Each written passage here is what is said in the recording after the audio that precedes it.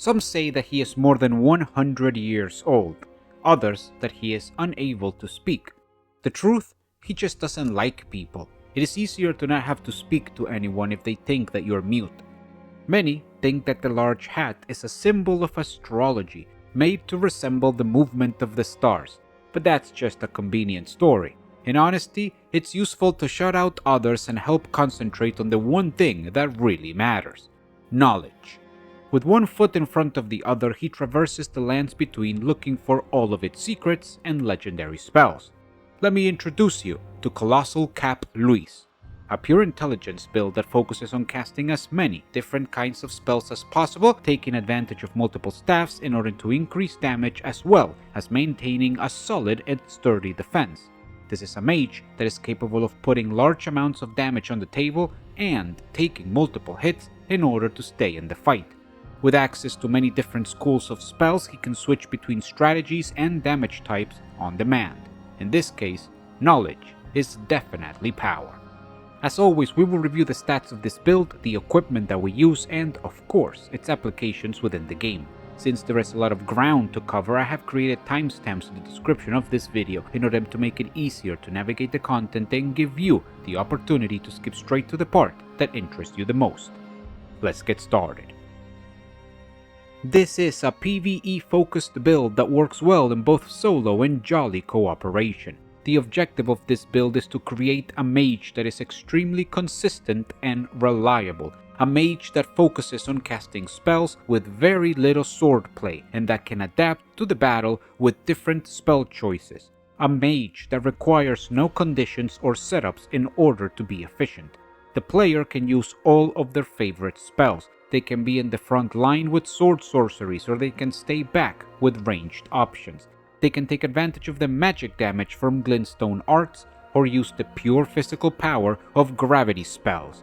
With so many choices, there should be no situation that catches this character off guard. Like mentioned before, we are looking for reliability.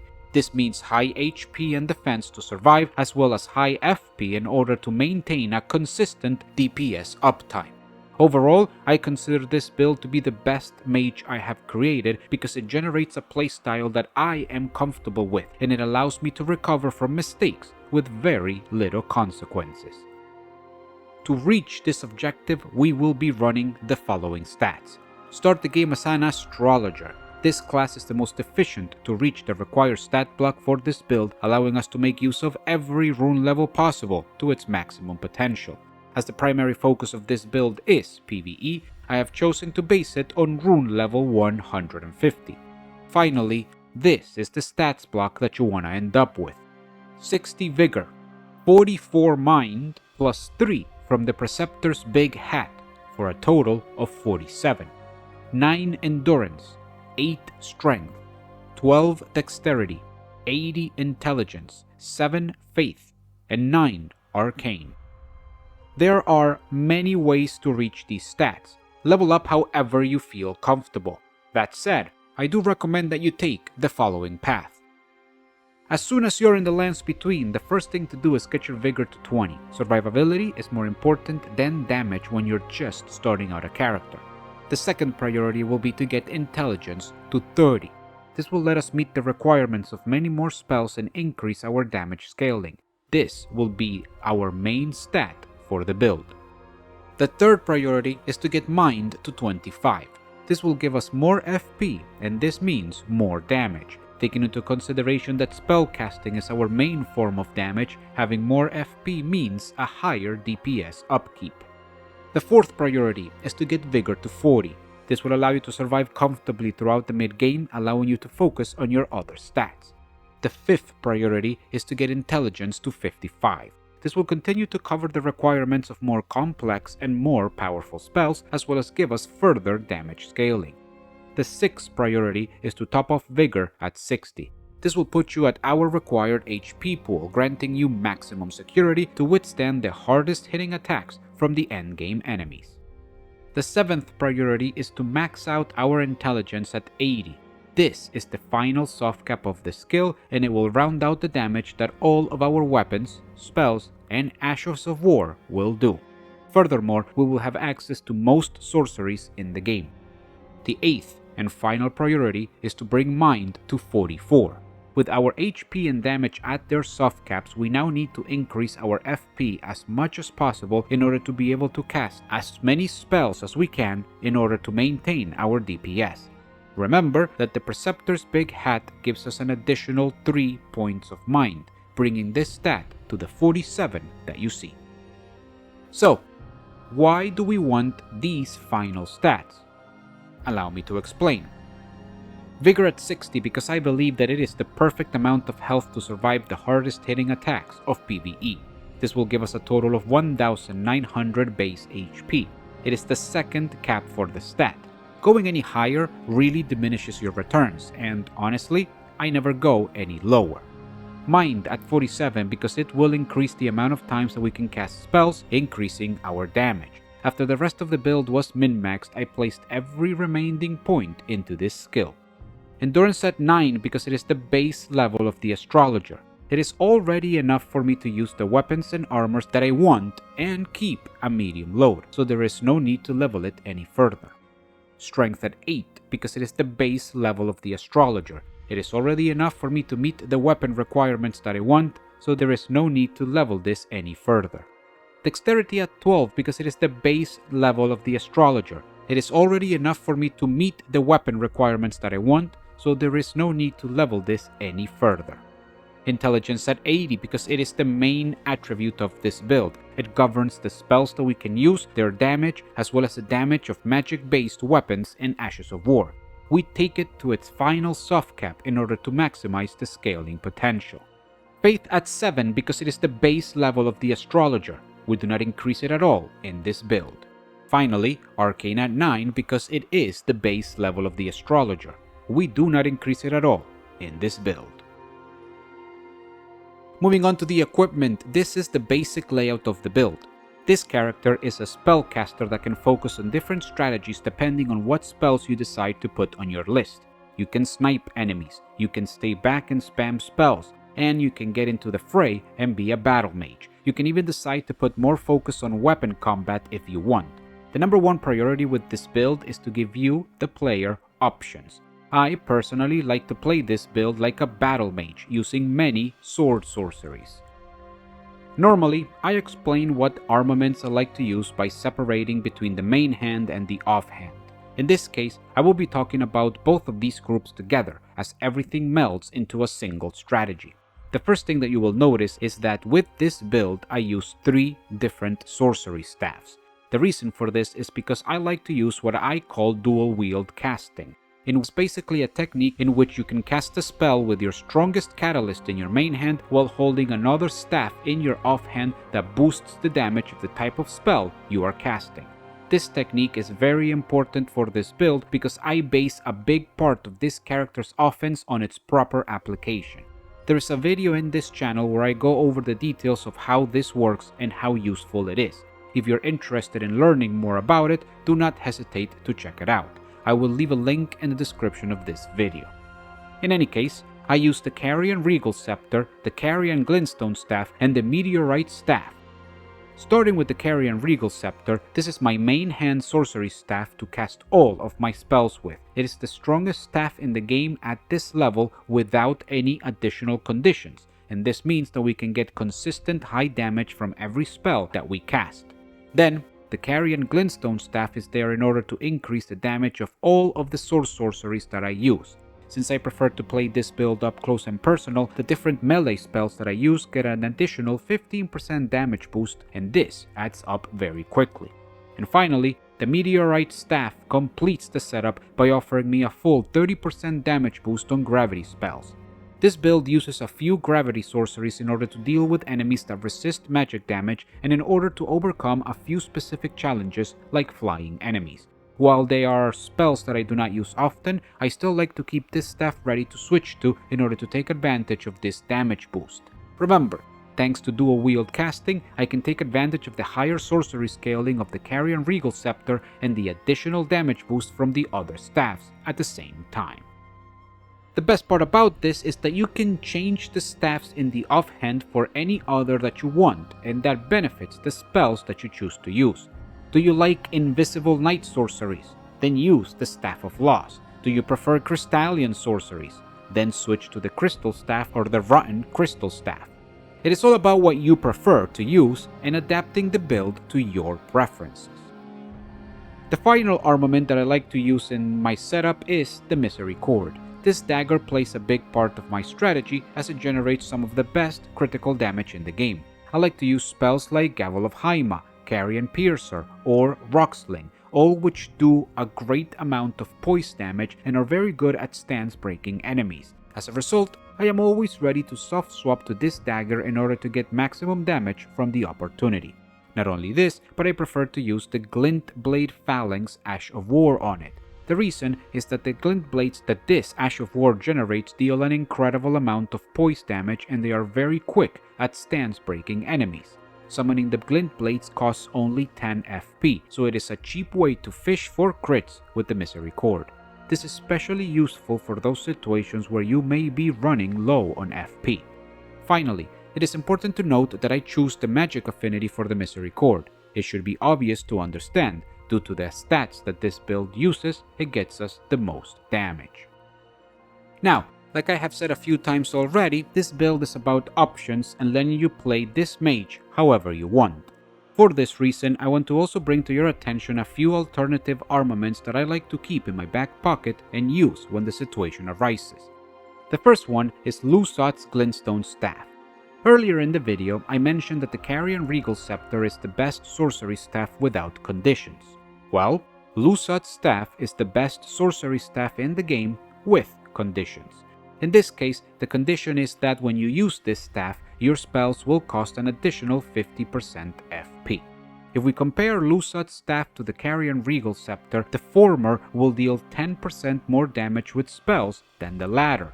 This means that you, the player, will have to make a choice. Is this extra 10% damage worth an additional 50% FP cost? Personally, what I do is use the Carian Regal Scepter for exploration or dungeon crawling, and then I switch to Lusat's staff when I am facing a boss. Generally speaking, when fighting a boss, FP efficiency is not as important as raw damage, so I prefer the higher damage. I am sure that you noticed that with only 8 strength, we do not meet the requirement of 10 strength to wield Lusat's staff. Do not worry, this does not affect spell damage at all. You will still get the full sorcery scaling from this staff even if you do not meet the strength requirement. But still, if you really want to meet the requirement, you can always use the staff with 2 hands. The second alternative that I want to bring to the table is the Noble Slender Sword. This is a straight sword that is perfect for this build thanks to its requirements and characteristics. At only 8 strength and 11 dexterity requirements, we can use this sword without investing a single point into these stats. Furthermore, it is a straight sword with the longest reach in the game and it has the amazing Poke R2. This sword is an extremely valuable option for those players that want to rely more on weapons. You can use one of these in combination with your sorcery staff or even dual wield 2 of them while keeping your sorcery staffs in your secondary slots. This way, you generate 2 different modes for your character, melee with the swords and range with the spellcasting. When it comes to the Ashes of War for this weapon, I like to use Hoarfrost Stomp or Chilling Mist in order to get Frostbite procs. But again, Glint Blade Phalanx is also a very good choice.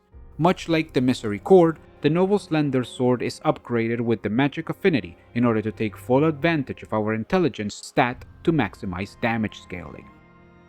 As you can see, there are many ways to run this mage. I prefer to go full spellcaster, and I prefer to go with Sword Sorceries. That said, you can choose to lean more on weapons, or you can choose to use more ranged spells.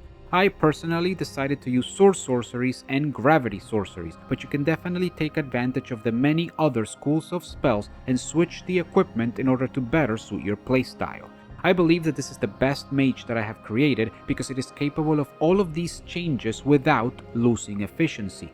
The strongest thing that this build offers you is freedom. There are no conditions and no setups. It is all up to you. With our weapons out of the way, let's talk about Talismans. This build has a very simple objective when it comes to Talismans. I wanted to make this build very comfortable to play and increase the consistency and reliability of the character. This meant having high HP, high FP, and high defenses. For this reason, we are running the Erdtree Favor +2 and the Crimson Amber Medallion +2 in order to get the HP values. Then, the Dragon Crest Great Shield Talisman in order to reach a reliable physical absorption. And finally, the Cerulean Amber Medallion +2 in order to maximize the amount of FP that the character will have. All in all, this setup gives us a total of 2134 HP, 311 FP, and a total of 35% physical damage reduction. We can also increase our HP and FP values further using the Great Runes of the Demigods, but we will speak about this in a later section of the video. This talisman setup is very safe. It prioritizes defense and consistency. That being said, this build is about options and there are alternatives that you can take advantage of if you decide to lean more into damage rather than safety. There are 3 other talismans that you can use: the Graven School Talisman, the Graven Mask Talisman, and the Magic Scorpion Talisman. These talismans will increase your damage by 4%, 8%, and 12% respectively. That said, each one of these you use will come at a sacrifice of some kind to the build, and if you use the Magic Scorpion Talisman, you will receive a double punishment, with the additional penalty of 10% less physical damage reduction. Every one of these that you use to increase your spell damage brings you one step closer to being one-shotted. Personally, I do not believe that these damage increases are worth it. That said, the options are there, and I will let you make your own decisions. Alright, let's talk about armor. In this game, armor is extremely important. This is because, in this game, there is extremely good looking armor. Fashion Souls or Elden Ring, however you prefer to call it, is at an all-time high. For this build, I focus on a big hat and the look of a traveler in search of secrets. I did not want to go for the standard mage robes, so I searched for some rusted armor and added some color coordination with the gloves and chest pieces. In the end, I settled for what you see here, a functional set of clothes with some protection, a combination of being comfortable and being safe. The armor pieces that I use are the Preceptor's big hat, the Altered Ronin's armor, the Traveler's gloves, and the Vagabond Knight greaves. All in all, this armor setup gives us a total of 18% physical damage reduction that can be increased to 35% with the Dragon Crest Great Shield Talisman, and a total of 34 poise. In terms of defense, this armor combination has good damage reduction thanks to the talisman, but the poise does leave a lot to be desired. The character has enough defenses and HP to not be considered a glass cannon, but this is no tank either. As I usually do with my builds, I pick this fashion prioritizing the look and the feel of the build over the stats.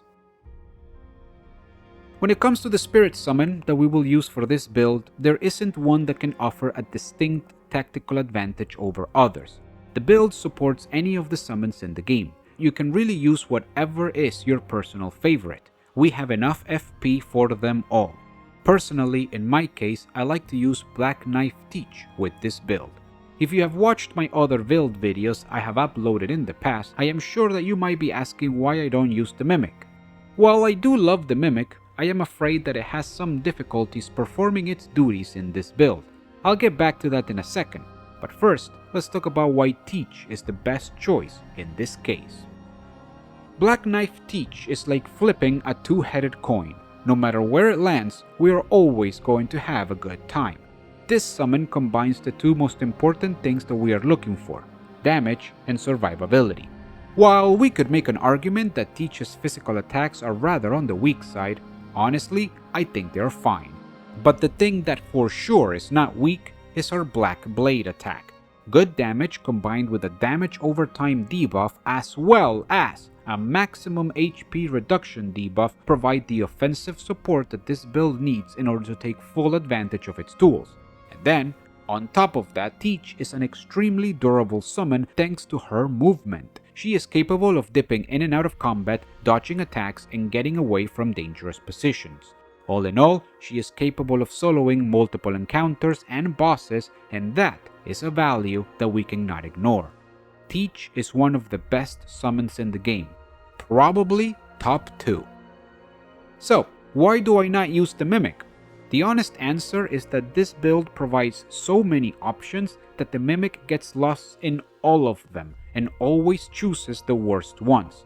I am serious, summoning the Mimic with 2 sorcery staffs and a list of spells that fit very specific purposes is a very good way to confuse it. It will always cast the wrong spells with the wrong staff. I never see it use Carian Slicer in close combat, and it insists on casting spells with the offhand staff instead of the main hand one. This is a lot of damage that we lose in these situations. Not only this, but there are times when it could be casting spells, but it decides to use the spinning weapon Ash of War from the Carian Regal Scepter instead.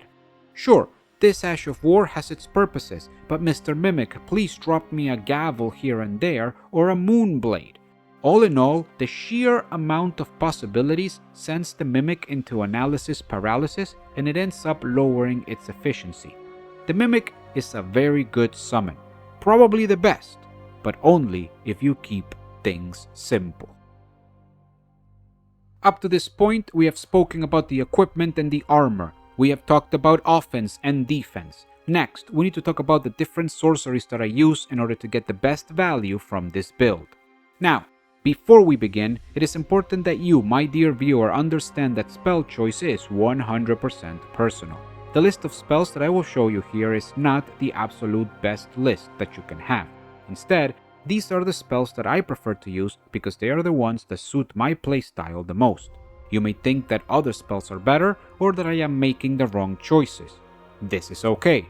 Please remember to use any spell that you think is the best or that provides you with the most fun. Moving on, I will show you my list of spells and do my best to explain the reasons why I think they are the most useful. Hopefully, you are able to obtain inspiration from when you are making your own list. Let's take a look. In this build, I use all memory slots available. Each spell that you see here has a use, and they each shine as an answer to a specific problem. I try to maintain a set of solutions for all of the issues that I run into when I'm playing a mage character. The list of spells that I like to use is as follows: Carian Slicer, Adula's Moonblade, Gavel of Haima, Carian Piercer, Loretta's Greatbow, Ranni's Dark Moon, Rock Sling, Gravity Well, and Terra Magica.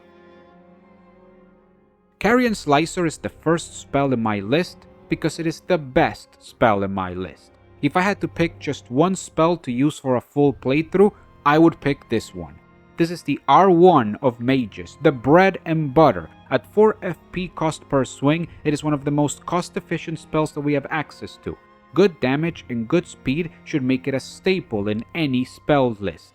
It is basically like carrying a pure magic damage straight sword. The only way that this spell could be better is if it had some kind of poke in its moveset.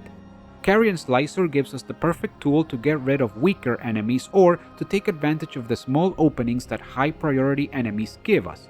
This spell is for those players that are like me and want to use a playstyle that is close and personal. Not only this, but we can cast it after a dodge roll, after sprinting, after a backstep, and while jumping. This increases the versatility and casting time of the spell, allowing the sword mage to be able to go toe-to-toe with all enemies that care to get up close. I could spend hours singing the praises of this spell, and it would still not be enough. Pick this spell and start slicing enemies for 600 damage a pop. Adula's Moonblade is my go-to spell when this build has the need for some serious crowd control. It has the purpose of close to mid-range multi-target elimination. It is a very efficient tool for this thanks to its large sweeping attacks, good damage, and frost projectile that pressures enemies. Furthermore, we can chain cast this spell back to back in order to keep the damage up. It is also impossible to ignore the fantastic capabilities that it has to inflict frostbite on our enemies. Taking into consideration how powerful this status effect is and how much damage it puts on the table, being able to inflict it on multiple enemies at the same time from range is an extremely valuable asset. While it is true that this is not a spell that I use as often as Carian Slicer, it would be foolish to deny its power. Perfect crowd control, fantastic burst damage potential, and comfortable ranges makes this Moonblade a must-have tool for your list. The Gavel of Haima and Carian Piercer are what I like to call the Subduers. The objective with these spells is to provide good damage while in close quarters combat, but, most importantly, they produce a knockdown that harasses the enemy. The Gavel of Haima knocks the enemy down by splattering them into the ground, while the Carian Piercer flings them backwards. They also provide good AoE capabilities, with the Gavel being a circle from the point of impact and the Piercer being a straight line from the caster. These knockdowns provide us with additional opportunities for damage as the enemies get up, as well as very good stance damage that we can take advantage of with a critical hit from the Misericord. In fact, I like to use both of these together because they combo extremely well. The combo I like to do is as follows. First, knock the opponent down with the Gavel of Haima, then immediately cast the Piercer. These two spells will chain together in an almost seamless swift cast, and we can get a fully charged Carian Piercer while the enemy gets up. Once the Piercer hits, the enemy will be flung back and knocked down once again. We can repeat this process multiple times, and there is a very high probability that the enemy will be stance broken and we can go for a critical hit. The full combo can do thousands of damage, and it is perfect to deal with high priority targets at close range. I am sure that you're asking, why do I not just do the second attack of the Gavel of Haima instead of the Piercer? This is a good question. First of all, a fully charged Piercer does more damage than the second attack of the Gavel. And second, the Piercer costs less FP than the second attack of the Gavel. Finally, the Piercer flings the enemy back, while the Gavel splats them down. This provides a better positioning for timing melee attacks as the enemy is getting back up. This is why the Gavel into Piercer combo is better than the double Gavel attack. Loretta's Greatbow is the spell with the largest range on this list. This is our sniping option, offering long-range single-target damage. This spell is one of those that I do not use often, but I'm always glad to have ready when the right circumstances occur. Capable of being charged in order to increase its damage, it is perfect for getting a surprise attack on the enemy. As a result, we will get a tool that provides high burst damage potential at the longest of ranges. If you are able to get the jump on the enemy, you will be able to use 2 or 3 of these back to back in order to guarantee the kill. It is the #1 tool for the stealthy mage, and for good reason. I am sure that you're asking, why does he not use Loretta's Mastery instead? This is also a good question, and there are 2 answers. First, Loretta's Mastery costs quite a bit more FP. Taking into consideration the damage that each spell does in relation to how much FP they cost, the basic Loretta's Greatbow might do less damage per cast, but it is definitely more efficient when it comes to damage to FP ratio. Second, we have to understand that the true damage potential of Loretta's Mastery is unlocked when all 4 of its projectiles hit their mark. Unfortunately, I have found that this is much better said than done, as there have been multiple situations in which 1 or even 2 of the projectiles are lost because they hit the floor or some other obstacle. If this happens, then Loretta's Mastery loses a lot of damage and its FP cost becomes even less valuable. For this reason, I prefer Loretta's Greatbow. It is simple to use and it costs me less FP. Ranni's Dark Moon is my go-to spell when I need to deal with a high-priority single target. This could be a boss or a particularly dangerous field enemy. While the spell has a considerable cast time and high FP cost, the advantages that it gives us are too valuable to pass up. When it comes to single target elimination, this is the best spell on our list. There are 2 reasons for this. First, it is an incredible source to proc the Frostbite status on enemies. If this spell does not outright proc Frostbite on its own, it would only take 1 more Adula's Moonblade to get there. Second, this spell has great synergy with the other damage tools that we have on this list. It has a debuff effect that it places on enemies, where their magic defense is lowered by about 10%. Taking into consideration that magic type damage is our main source of damage, Ranni's Dark Moon will instantly increase our DPS considerably. Do not forget that Frostbite lowers defenses by about 20% as well. When we add the additional 10% less magic resistance from the moon, we will see a huge damage increase after hitting an enemy with this spell. On a lesser note, this spell also gets an additional 10% damage from our main staff, the Carian Regal Scepter. All of these effects add up, making Ranni's Dark Moon one of the top tools to increase the total damage that we deal to any enemy that we face. Rock Sling and Gravity Well are what I like to call the physical duo. They are probably the least used spells in my list. That said, they are also probably the most important ones. The reason is simple. They are the number one answer to two of this build's biggest problems. Starting with Rock Sling, this is the go-to spell for physical type damage. All of our other spells deal magic type damage. I am sure you understand that if we face an enemy that has high magic resistance, we would be in trouble. Fortunately, this spell is there to remedy this problem. I only use this spell when I have to deal with an enemy that has high magic resistance. That may not be often, but I am always happy to have this available for those situations. Furthermore, Rock Sling is also a great source of poise damage, which means that it is capable of breaking enemy stances very effectively. As for Gravity Well, this is the number one answer to flying enemies. Generally speaking, flying enemies are annoying, and specifically they are a big threat for this build. In order to neutralize this threat, we take advantage of Gravity Well. If we manage to hit a flying enemy with this spell, it will deal damage to the enemy, but most importantly, it will fling them to the ground, staggered, giving you a second to continue attacking them. This is the best way to deal with these kinds of enemies. On a lesser note, the spell also pulls enemies towards the caster. Normally, this may not be very useful, but it can serve strategic purposes. If you're able to hit an enemy that is near a ledge, you may cause them to fall down to their death. This kind of environmental aggression can be useful to take care of difficult enemies or to save FP. It is always important to look for these kinds of advantages. Easily one of my favorite spells in this list, and in my opinion one of the most useful ones, Terra Magica provides a steady 35% magic damage increase to all sources that originate inside its area of effect. This means that Terra Magica provides this boost to most of the tools in our build.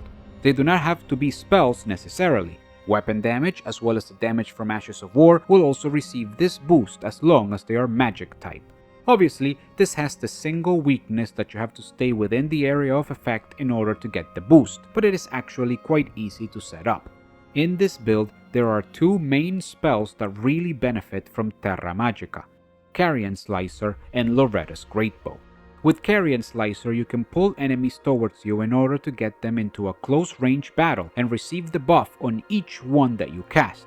And with Loretta's Bow, you can use it as a setup to increase the damage you deal to enemies that you snipe from a distance. It is also good to mention Ranni's Dark Moon, as it is another big spell that can take advantage of this support tool. It is an extremely useful power-up tool for almost every single source of damage in this build, and I love to set it down as much as possible.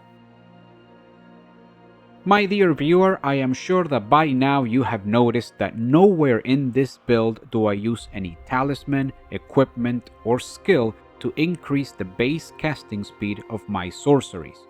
And this is true.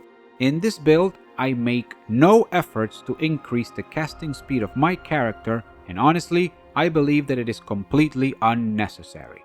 You may agree or disagree with me, and that is okay. But the fact of the matter remains that the difference between the base casting speed and the max casting speed is not a lot to be considered. On your screen, I have been showing you the differences in casting speed, starting with the lowest speed at under 10 dexterity, all the way up to the maximum casting speed at 70 dexterity. You will be able to see the differences at each breakpoint every 10 levels of dexterity. You will notice that the differences are noticeable, but minuscule. The difference amounts to a few frames per cast, and if you chain cast spells back to back, you might be able to get 1 or 2 additional spells. While this would be a true DPS increase, I personally find myself thinking that I was never in a situation in which a few frames would have made a difference. Overall, I do not think that the investment we would need to make in stats or equipment are worth the additional speed we would get. Of course, this is just my personal opinion. Do not think that I am trying to tell you how to play. If you believe that increasing your casting speed is worth the investment, then please do so. If you need more information as to how casting speed works in Elden Ring, there is another video on the channel where I review all of the effects of the dexterity stat, and that includes casting speed.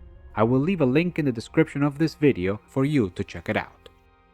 Again, this build allows the freedom of choice, and it can definitely support a faster casting speed as well. You, the player, get to decide, and then the build will provide. The last two things that I want to focus on are the Flask of Physicks and the Rune of the Demigod. In this build, both of these factors are extremely important, especially for solo play. Allow me to begin with the Flask of Physicks. In this build, I recommend that you use the combination of the Magic Shrouding Cracked tier and the Cerulean Hidden tier. This will give you two different effects. First, all of our magic type damage will be increased by 20% for the duration of 3 minutes. And second, all of our FP consumption will be reduced to 0 for the duration of 15 seconds. This means that all spells, spirit summons, consumables, ashes of war, anything that consumes FP will be free of charge. I am sure that you can very quickly see the benefit of this combination. Personally, I like to drink this physic and take advantage of it to do all of my prep work. I summon Teach, set up Terra Magica, and cast some moons during the 15 seconds so that all of my buffs and enemy debuffs are in place. And then, I go in for the battle.